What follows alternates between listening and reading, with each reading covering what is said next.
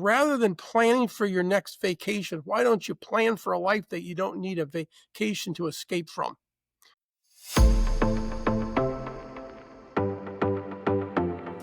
You're listening to Titans of the Trades. I'm your host, Ryan Englin, author of Hire Better People Faster and creator of the CoreFit Hiring System, a proven process to help growing companies attract and retain only the best. I'm on a mission to revolutionize the perception of the trades and elevate it to new heights. After growing up in a blue-collar family, my passion for making the trades cool again runs deep. If you're a titan in the industry and want to be on my show, stick around until the end and I'll reveal how you can be my next guest.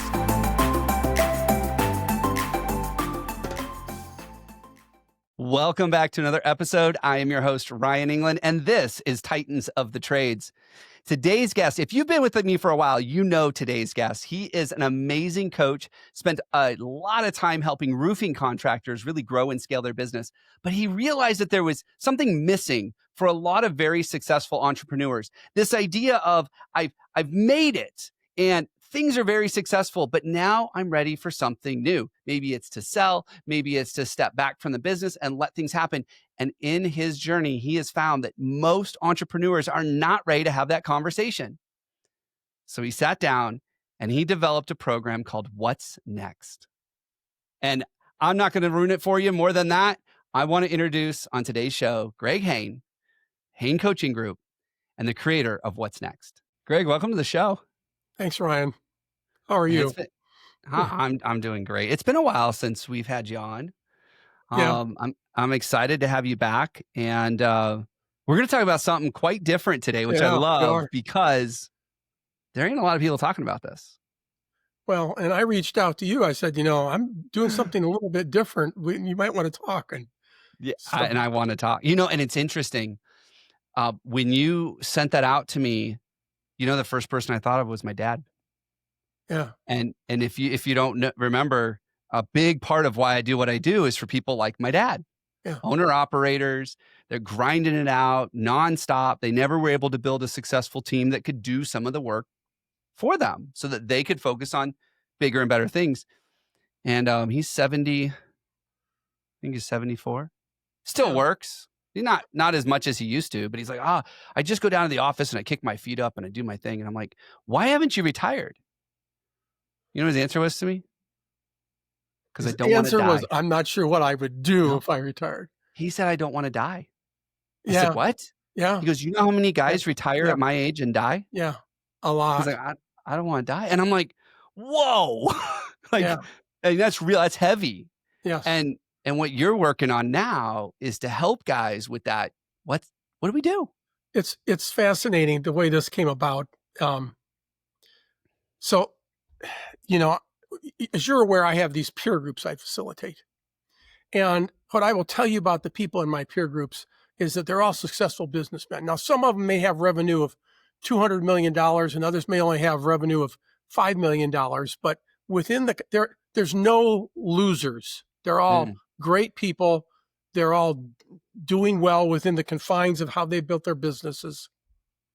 And I walked into a peer group meeting 2 years ago and I said, somebody had asked me to ask them a bunch of provocative questions. And so I did. I said to them, is the daily grind wearing you out? Even burning you out? Is the thing that got you to here not enough anymore?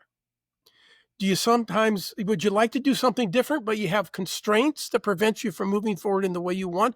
Or do you sometimes feel like you just spend too much time just going through the motions? I'm just sure. Does this resonate with any of you? They said yes. All of them said yes. Of course. And then I said, do you know what to do about it? And there was a lot of words, but the answer was not really. This was with all the peer groups, all the members. And, the thing is, I've reinvented myself, as you kind of know, multiple times. I was engineer, then a general contractor, then roofing contractor, then roofing consultant. And I was successful at all those things. But I got a point in my life in all those things where all of a sudden I went, this isn't working for me anymore. I'm not getting the intangibles that I need. And so I have figured out when I need a what's next I've figured out some tools to do that. So I've started teaching this to the roofers in my peer groups.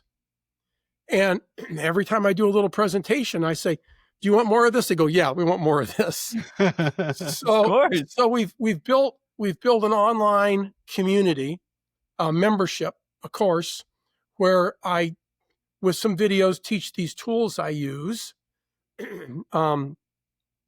But you know, your future should not be some sort of a guess. You should be able to have tools to use to figure out what you need to do next. And you know, before we got this started, we were talking about your dad, and I was talking about and his situation, and I was talking about this contractor I talked to this morning that's doing very well financially. And I said, well, if I can wave the magic wand and take away the hassle factor, but keep the money coming, what would you do with yourself? He says, I don't have any idea. So we're trying to help people answer that question. It turns out that money isn't. Money doesn't. You know, yes. When they all have all discovered that money does not buy happiness. Yeah. It buys toys that bring pleasure, but that's fleeting. Yeah. Yeah. Yeah. Absolutely. Wow. So you've met with these very successful people. Yeah. And they're really looking down at their feet going, I'm doing well, I'm marching up the mountain, but they have no idea what's on the other side. None. First of all, most of them don't even think that they have an alternative. You know, so like whether you're the president of the company or, you know, we're talking about contractors, or you're a project manager or an estimator, most of them get up in the morning and they go do their job, and, well, this is what I do. And, you know, in many construction companies, your ability to move upwardly is really limited because the pyramid tends to be pretty shallow. Yeah. And it doesn't occur to them that maybe I should be looking at something else. They don't even think that, well, maybe I should be a project manager, not just an estimator. That they don't think that they don't have to live with the way things are now. They can grow and they can change.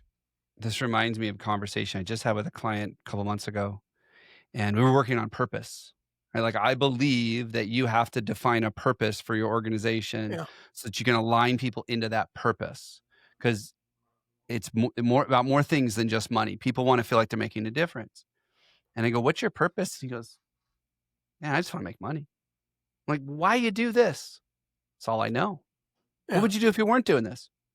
This is all I know. Yeah. So I just keep doing it. So if I sell this company, guess what I'm going to do? I'm going to start another company doing the exact same thing. Yeah. And he's younger. And you can just keep doing that. But like, why are you doing this? Yeah. Couldn't answer me. Well, and the tragedy is you get to be my age. I'm 72. And all you have to look forward to is retirement. And you're not equipped. And here's the thing. Most people go into retirement with what I call the golf and grandchildren plan. I say, well, what are you going to do when you're retired? I'm going to play golf every day and spend more time with my grandkids. And for most of those people, that works for about 60 days. Yeah. And then all of a sudden there's something missing. And the challenge is they don't know how to find it. That's the challenge. They don't know how to find it. So in the What Next program, you help them do this? Yeah, sure. Let's talk about that for a second. Let's unpack that for a second. I mean, what does that look like? Well, it looks like me. Well, without giving away all the secrets. No. There's a map and there's tools. So the way the metaphor is, you're getting ready to do a journey, and you're going to be leaving New York City and you're going to be heading to Los Angeles. Number one, you don't wait for all the lights to turn green before you start. I love that. All right. So you have to move. All right. But you have to make a decision. But having said that, we have a map. Now, here's the difference between going from New York to LA by car and what we're talking about. We're building a map and you don't know where you're headed. That's for some people, the scary part. For me, it's the fun part. Okay. But it's still a map. And we have some, I call them navigational tools. There's things that you can do along the way that can help equip you. And I'll be glad to share an example of this. Yeah. So in our world, we live with our intellect.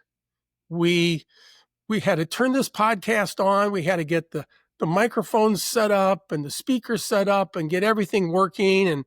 And all of that requires intellect. And there's nothing wrong with that. And we run our businesses with that. And all that comes out of the left side of the brain. But you know what? The right side of the brain is the side that is curious, intuitive, inventive. It's where the flashes of insight come. And so one of the tools we have is we help people figure out how to stimulate the right side of their brain. Okay. And it can be nothing more than taking a walk outside or taking some dancing lessons or doing something different, but something that stimulates the right side of the brain. And when you stimulate the right side, so that's a tool, stimulate the other side, other half of your brain. And by doing that, if you read things, read different things. If you read business books, start reading novels. One of the best books I ever read at that time was a novel about a pirate. And it was a great education for me. So I think that reading different things. If you normally listen to conservative, listen to liberal. If you normally listen to liberal, listen to conservative. Not all the ideas they have on the other side are bad. And if you think they are, you are stuck and in trouble. Yeah. Okay. So, that would be an example. But we have a total of 6 tools, and we have a map to help you navigate them, figure out when to use them, how to use them.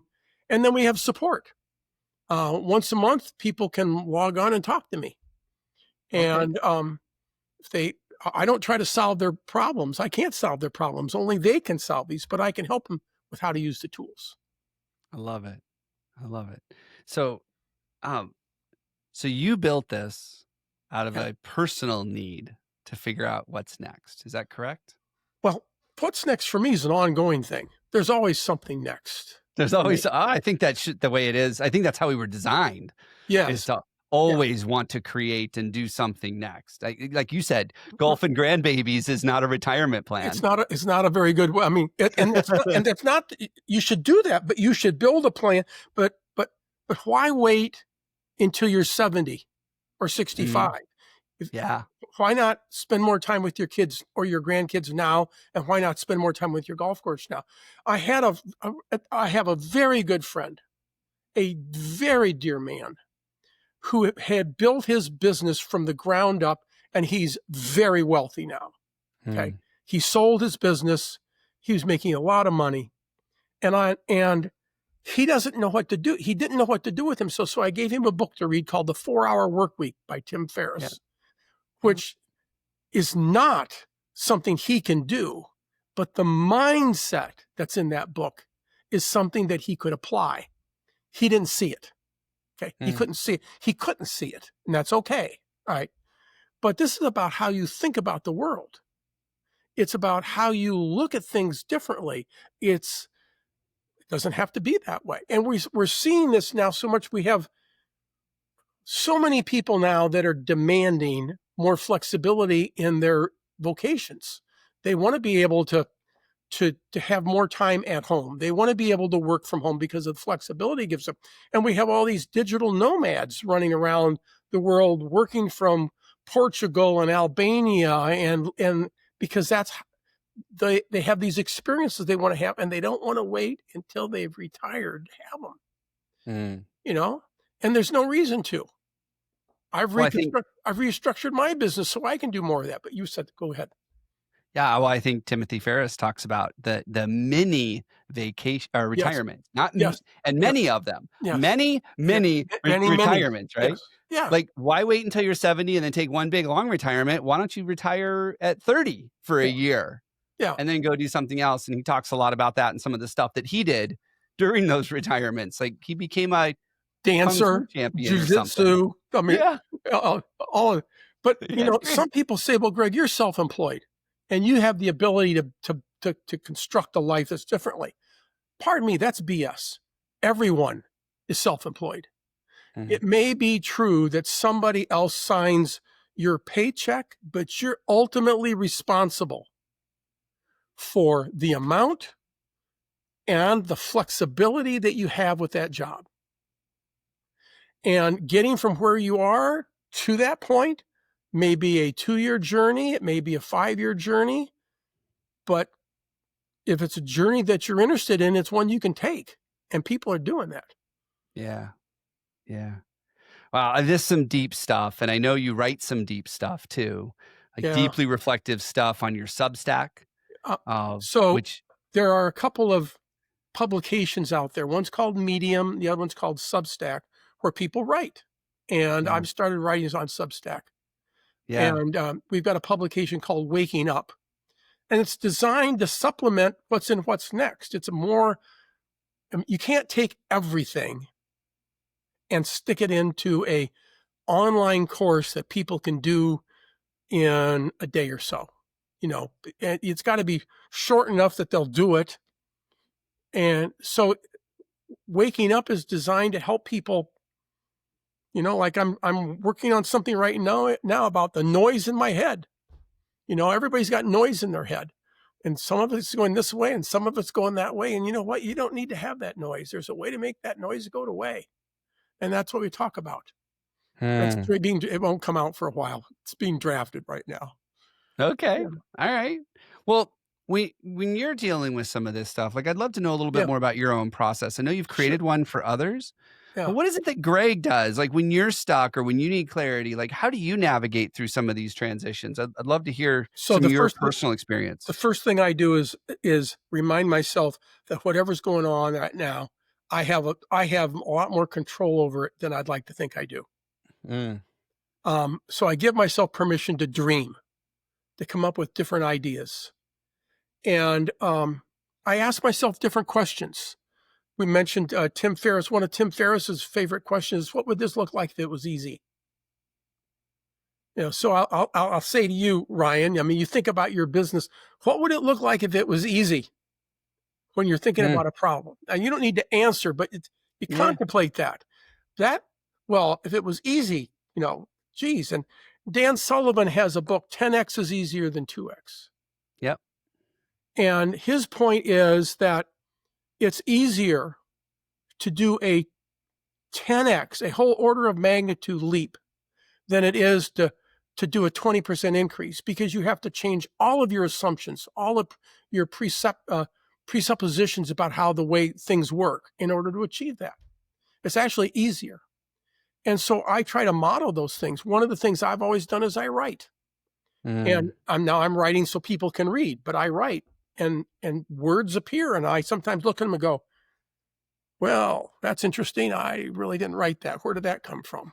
mm. And so I get a lot of, my process involves writing.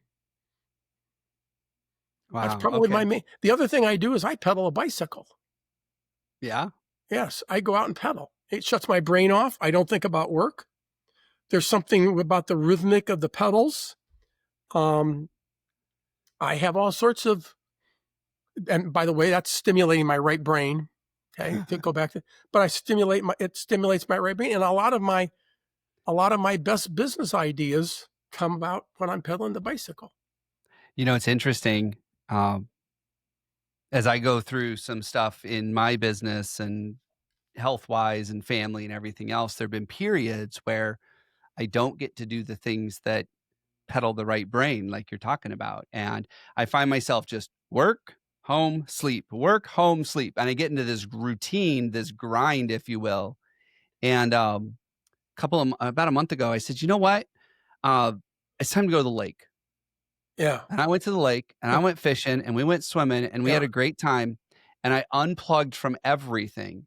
yeah, And then I slept really good that night yeah, because it'd been a long time. yeah. And I woke up the next day and I just had clarity on things. Yes. Like there were things that my Yes. subconscious worked on Yes. while I was out Yes. having a good time doing Yeah. something that I absolutely Yes. love and adore. I mean, it's the primary reason I moved to Tennessee Yeah. was so I could spend more time outdoors Yeah. and doing the things that I love. And we had such a good time. We're doing it weekly now. Yeah. And I'm just finding time. And sometimes it's during the week, sometimes it's on the weekend, but I'm like, I gotta unplug. I am more productive, I am more effective, I am clearer, I'm better available for my family when I disconnect and do some of those creative things like you're talking about. And most of those things you're talking about are going to be stimulating the right brain. And I think it's important for you to know that that's what you're doing and be consciously aware of it so that you don't have it happen by accident. That's a great point. So but there's an interesting thing that we haven't talked about yet that's important. I used to be an EOS implementer. You know a lot about EOS. And one of the most important tools in EOS is called a clarity break. Mm-hmm. And a clear, so you know, and so for a clarity break, all you do is take a blank pad and a pen and go to Starbucks for an hour and just wait for words to start appearing. Yeah. And work on the business. Think about whatever you want to think about. And you know what? You know how many people will do those clarity breaks? Hardly any. Yeah. It feels like a waste of time. It feels like a waste of time. Yeah. It feels like they don't like being alone with their thoughts or whatever. But it's just another version of stimulating the right brain. It really is. That reminds me, I did a leadership training one time, and one of the activities they had us do was to grab a picnic blanket, a pad of paper, and a pen. And it was a 75-acre ranch. And they're like, you cannot be within earshot of anybody. You need to go find your own thing. And that picnic blanket that you're on, that's your life raft. Yeah. You are in the middle of the ocean, alone with your thoughts. We'll call you when we're done. It was like 2.5 hours. Yeah. They made us sit there. And when we came back, everybody was like, oh, the first 30 minutes was awful. I was like, when's this going to end? And then I just started writing. I mean, people had the coolest stories they'd written down, the ideas they'd written down, but it was that was the beginning to do it. Like they had to get out there. They had to push through that discomfort because it was different. Yeah. And they finally did it. And that leads me to a question. Okay. Because you made a great comment and I knew it to be true. Well, it's like a lot of stuff. We all know if I want to lose weight, I got to eat right and I got to exercise. Yeah. I still haven't lost the weight. But I think it's because people resist change. Change is hard. We have all this head trash about change. And I'm wondering, what's a powerful tool or a question you ask yourself that helps you break out of that? When you're like, I don't like this because it's uncomfortable. Yeah. What's something people can do for that? So here's the thing. So let me answer it this way. People fear change because they don't know where they're headed.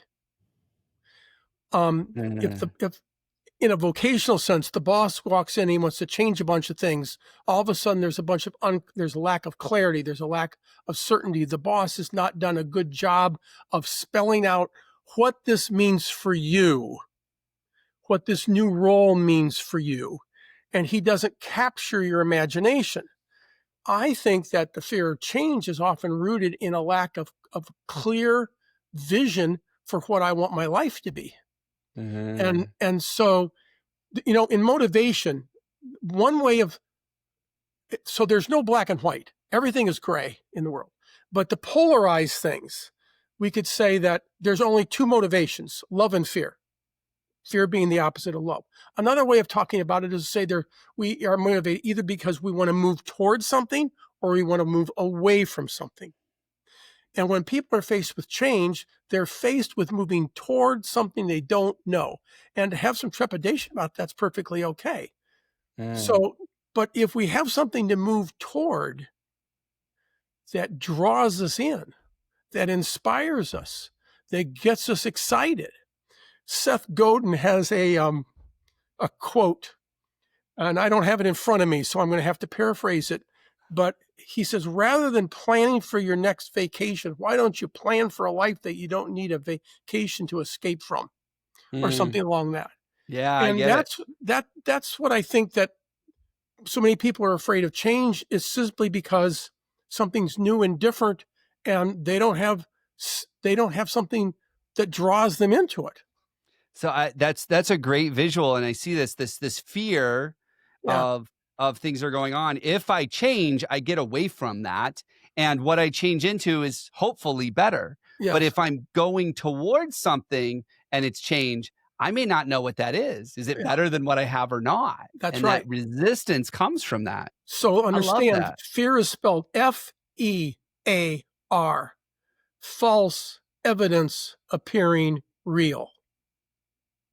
Yeah. And a lot of times what you're afraid of is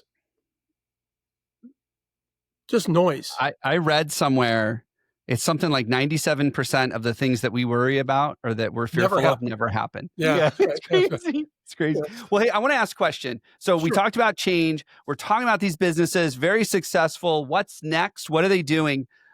What's one status quo belief that you see a lot of people holding on to, a lot of entrepreneurs holding on to? And what do you do to invite them to rethink that? Ask the question again, please. What's one status quo belief entrepreneurs hold on to? What's a myth they tell themselves, something that's not real, and they hold on to it? Yeah. One of the beliefs is that the pie is only so big. Mm. And if I am more generous, if I hire somebody that's a stretch for me emotionally to hire, that it's an expense, it's not an investment, because they don't realize that the pie is limited by their vision. You can make the pie as big as you want to make the pie. Mm. You just have to believe you can. And there's people doing that all the time. There's a great book called Blue Ocean Strategy about all of the people that are tired of competing for their little slice of the pie. And they've gone out and they've built whole other opportunities where there's no competition. Yeah. Yeah. Don't climb to the mountaintop that everybody else is shouting from. That's right. Go find your own. Yeah. Yeah. Wow. Greg, there is so much wisdom in the short little time you've been with us today. I mean, we could probably go on for hours. This is incredible. Thank you so much. I know I'm going to go find your Substack. Like, I already know that's going to happen. Okay. How do people find your Substack? How do they get a hold of you? How do they learn about what's next? Because I know a lot of people listening right now going, I need something in here, even if they're not ready for that next big thing. Yeah. The easiest thing for them to do is to go to whatsnextcourse.com. Okay. Which is on my website. If they want to go to Hayne Coaching Group, because it's easier to remember, they can go to Hayne Coaching Group and they can find what's next. But they can find out about what's next by looking at that webpage. And someplace on there's a sign up for the newsletter, which they'll get via email. If they sign up for it, they'll get, or they can find me on Substack. They just go to Substack and look at me up. I'll be there. Yeah. And they're free. Yeah. We're not charging anything. We're not trying to make money off that. I love it. I love it. This is awesome. I love what you're doing. There is definitely need for it. I know a lot of entrepreneurs right now that have not done anything with the business because they don't know what's next. They just stay where they're at. They feel stuck, but they just stay there because that's comfortable. Yeah. And so I love that you've put these tools together. You've put this course together. There's a way for them to meet with you and have a similar conversation to the one we're having right now. Thank you so much for what you're doing, Greg. This was awesome. Oh, thank you for inviting me. I love doing this. I can tell. Yeah, I can tell. Yeah. We're going to do it again too, because I know there's more stuff that we can share. So thank you. Thanks, Ryan. Thanks for having me.